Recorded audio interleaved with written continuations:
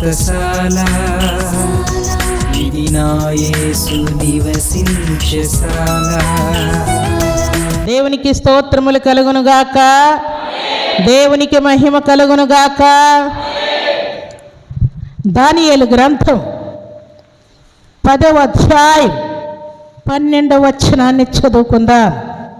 అప్పుడు అతడు, దానియేలు భయపడకము, నీవు తెలుసుకొనవలనని నీ మనస్సును అప్పగించి దేవుని ఎదుట నిన్ను తగ్గించుకొని నా మొదటి దినము మొదలుకొని నీవు చెప్పిన మాటలు వినబడినవి గనుక నీ మాటలను బట్టి నేను వచ్చి తిని.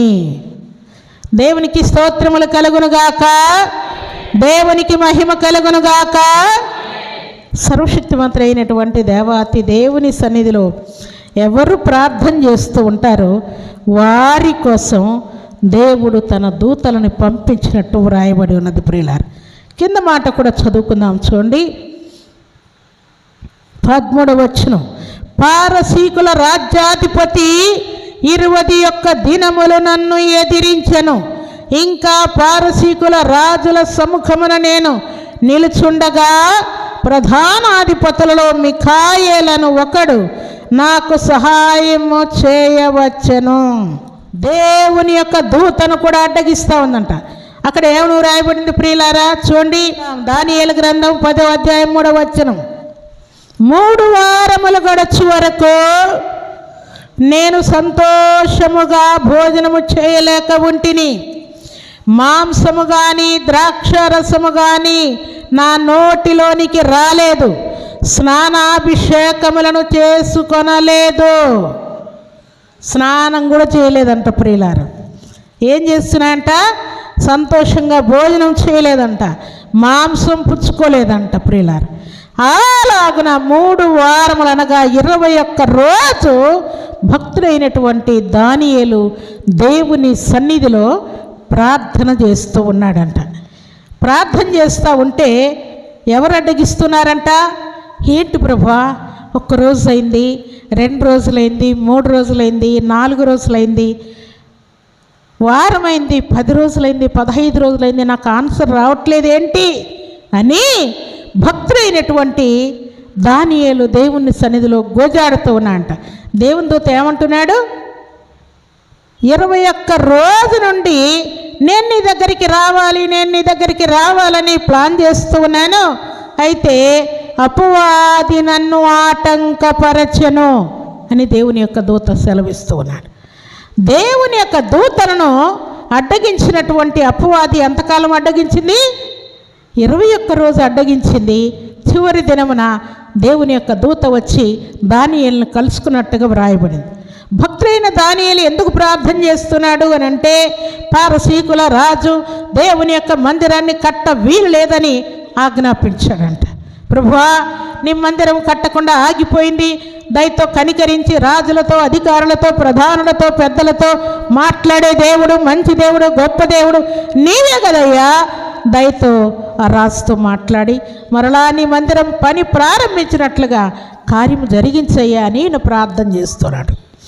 జరిగిన కార్యం ఏంటంటే, సర్వశక్తిమంతుడైనటువంటి దేవాతి దేవుడు భక్తుడైనటువంటి దానియేలు ప్రార్థన ఆలకించి తన దూతను పంపిన తర్వాత జరిగినటువంటి కార్యం ఏంటంటే, ఏ రాజైతే పని జరగకుండా ఆపాడో, ఏ రాజైతే మందిరం కట్టకూడదని అన్నాడో ఆ రాజుతోనే దేవుడు మాట్లాడాడు. చూడండి, దానియేలు ప్రార్థన 21 రోజు ప్రార్థన అయిపోయిన తర్వాత జరిగినటువంటి కార్యం. ఎజ్రా గ్రంథం 1వ అధ్యాయం 1వ వచనం, పారసీక దేశపు రాజైన కోరెషు ఏలుబడిలో 1వ సంవత్సరమందు ఇర్మియా ద్వారా పలకబడిన తన వాక్యమును నెరవేర్చుటకై యెహోవా పారసీక దేశపు రాజైన కోరెషు మనస్సును ప్రేరేపించగా అతడు తన రాజ్యమంతటా చాటింపు చేయించి వ్రాత మూలముగా ఇట్లు ప్రకటన చేయించెను. వద్దన్న రాజే, పని చేయొద్దన్న రాజే ప్రకటన చేస్తూ ఉన్నాడు. 2వ వచనం, పారసీక దేశపు రాజైన కోరెషు ఆజ్ఞాపించినదేమనగా, ఆకాశమందలి దేవుడైన యెహోవా లోకమందున్న సకల జనములను నా వశము చేసి యూదా రాజ్యమందున్న యెరూషలేములో తనకు మందిరమును కట్టించుమని నాకు ఆజ్ఞ ఇచ్చి ఉన్నాడు. దేవునికి స్తోత్రము కలుగునుగాక, దేవునికి మహిమ కలుగునుగాక. భక్తుడైనటువంటి దానియేలు మనస్సు నిలిపి వచ్చి దానియేలుతో ఏమంటావు, నువ్వు మనస్సును అప్పగించి. ఇప్పుడు మనస్సును మనం కూడా ఏం చేయాలి చెప్పండి, మనస్సును దేవునికి అప్పగించి. దేవా, ప్రార్థన తప్పించుకునే ప్లాన్లు కాకుండా, టక్కరితనము కాకుండా, సోమరితనము కాకుండా, నిద్రాత్మ కాకుండా, తిండిబోతను కాకుండా, టైం వేస్ట్ చేసే సాతాను కార్యక్రమాలు కాకుండా భక్తులు ఎట్లు మనస్సు నిలిపి ప్రార్థన చేశారు. ఎవరి వలే రాణి అయినటువంటి ఎస్తేరు మొర్దెకై యూదులు మనస్సు నిలిపి ప్రార్థన చేసినట్టు నినివే పట్టణస్థులు మనస్సు నిలిపి రాజుతో సహా సింహాసనం మీద నుండి దిగివచ్చి ప్రార్థన చేసినట్లుగా భక్తుడైన దానియేలు 21 రోజు దేవుని సన్నిధిలో ప్రార్థించిన తర్వాత ఏ కోరెషు రాజు మందిరం కట్టకూడదని ఆజ్ఞాపించాడు, ఆ రాజు ఏమంటున్నాడు ఇప్పుడు, ఆకాశమందున్నటువంటి దేవుని మందిరమును కట్టమని ఆజ్ఞాపించుచున్నాను అంటూ ఉన్నాడు. ఎవరైతే నిన్ను ఆటంకం చేస్తున్నారో, ఎవరైతే నిన్ను ఆత్మీయంగా స్థిరంగా ఉండకుండా ఆటంకపరుస్తున్నారో, వారు భర్త అయినా, భార్య అయినా, తల్లి అయినా, తండ్రి అయినా, బంధువులైనా, రక్త సంబంధికులైనా ఎవరైనా సరే వారిని అణచివేయటకు దేవుడు శక్తిమంతుడు ప్రియులారు.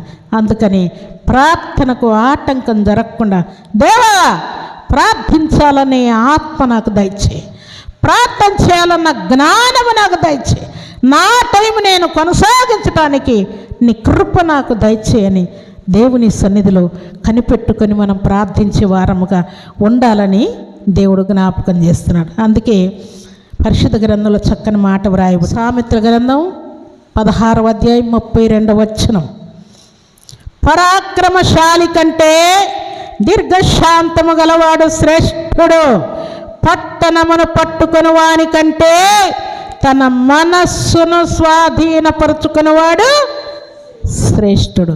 దేవునికి స్తోత్రములు కలుగునుగాక, దేవునికి మహిమ కలుగునుగాక.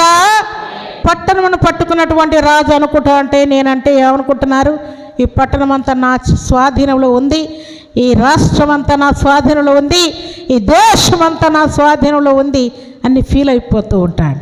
అయితే దేవుడు ఏమంటున్నాడు, పట్టణమును పట్టుకుని వాని కంటే మనస్సును స్వాధీనపరుచుకునేవాడు శ్రేష్ఠుడు. ఏ మనస్సు? దేవుని మాట వినేటట్టుగా మనస్సును భక్తులు ఎలాగ స్వాధీనపరుచుకున్నారు. నిశ్చయముగా నేను ఈరోజు ఆయన సన్నిధిలో ఉండాలి. భక్తులు 21 రోజు ప్రార్థన చేస్తే, భక్తులు 40 రోజులు ప్రార్థన చేస్తే, భక్తులు 7 రోజులు ప్రార్థన చేస్తే, భక్తులు 3 రోజులు ప్రార్థన చేస్తే, నేను 1 గంట కూడా చేయలేకపోతున్నానే, 1 రోజు కూడా ఉండలేకపోతున్నానే. దేవా నీ శక్తి నాకు పంపించు, నా వల్ల అయితే కాదయ్యా, నీ శక్తి అయితే తప్పకుండా నేను చేయగలను.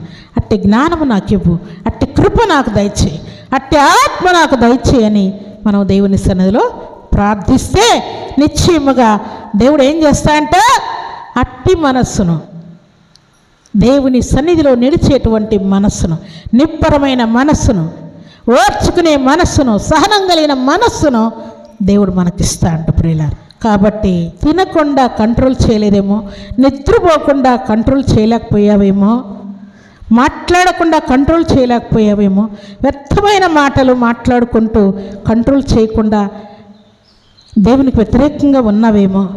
అయితే శుభదినాన పరిశుద్ధాత్మ దేవుడు మారు మనస్సు పొంది బాప్తిసం పుచ్చుకొని దేవుని యొక్క శరీరాన్ని, దేవుని యొక్క రక్తాన్ని పుచ్చుకొని ఆయనలో పాలి భాగస్థలమైన మనమే మనస్సు నిలుపకపోతే, మన మనస్సును కంట్రోల్లో ఉంచుకోకపోతే లోకస్తులు ఉంటారా చెప్పండి ప్రియులారు? దేవుణ్ణి ఎరుగని వారు కంట్రోల్గా ఉంటారా? ఉండలేరు కదా. వారు ఉంటారు కొన్ని విషయాలు. ఏంటికంటే, మేము డిసైడ్ అయిపోయాం, నిత్యము ఏదైనా సినిమాలు వచ్చాయంటే పరిగెత్తుకొని అక్కడ ఉండాలని నేను ఎప్పుడో డిసైడ్ అయిపోయానని కొంతమంది అంటూ ఉంటారు. ఏదైనా సంబరం జరుగుతుందంటే టక్క నేను అక్కడ ఉండాలని డిసైడ్ అయిపోయాను.